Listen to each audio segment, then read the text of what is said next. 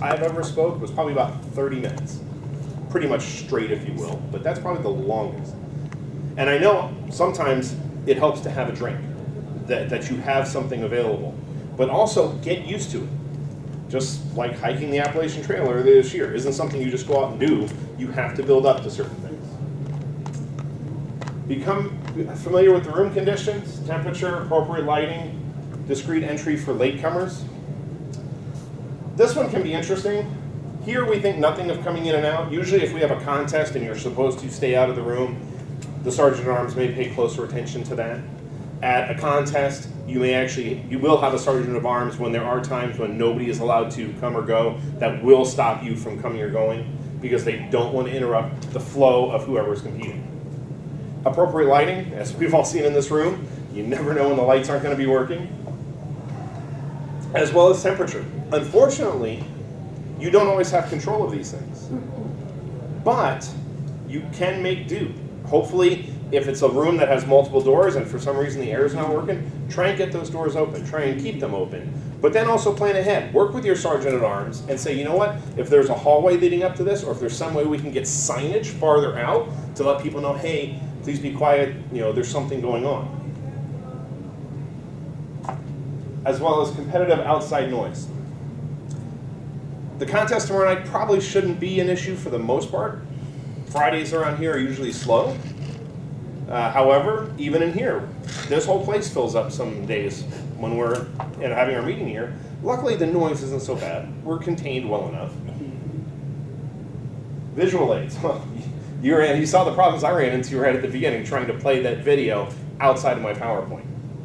The one thing I did do though with my PowerPoint, and I think somebody showed me a way around this, I added a black slide to the very beginning of the PowerPoint, so that way I could actually have the PowerPoint up and ready without anything showing.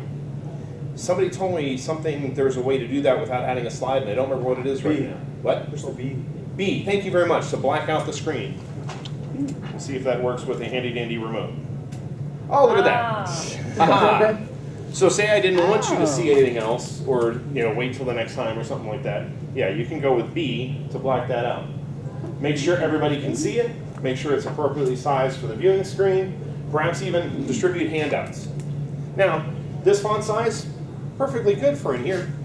Now, if I had this same size screen in the auditorium, the projector in the auditorium is much larger. If I had this same thing in the auditorium, this same size screen, I would probably want larger fonts, put less information to a slide. Rehearse. This is one thing that I get questions about all the time. Do you memorize the entire speech? Most people do not. Most people do not practice an entire speech. Imagine, if you will, or not practice, but memorize. Memorize the outline. The little ins and outs, the little adjectives and articles or pronouns or stuff like that may not matter, just as long as you get your point across. Prepare that mental draft, and then finish each rehearsal session. If you're going to practice your speech, actually practice the entire speech. Even if you screw up partway through, keep going. Keep going and get it done. Oops, 2 more. Improving your speech. Add improvements gradually. Arrange for feedback. So when you practice, practice the draft.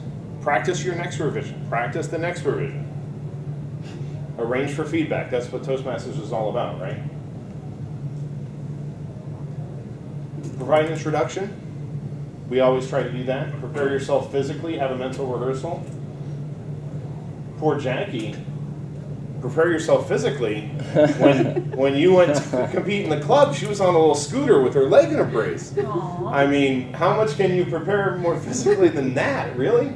Have a mental rehearsal. Oftentimes you'll see people who are going to give a speech in the club, or if you see somebody giving a speech, while they're being introduced, you'll see them, maybe their lips are moving, their eyes are closed. They're going through everything one last time. Make sure that they've got everything ready to go.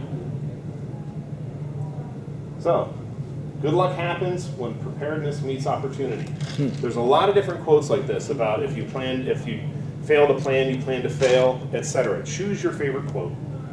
But the important thing is, practice it. That way, even when something does go wrong, which it's bound to happen, you can roll with it and keep on going. Thank you.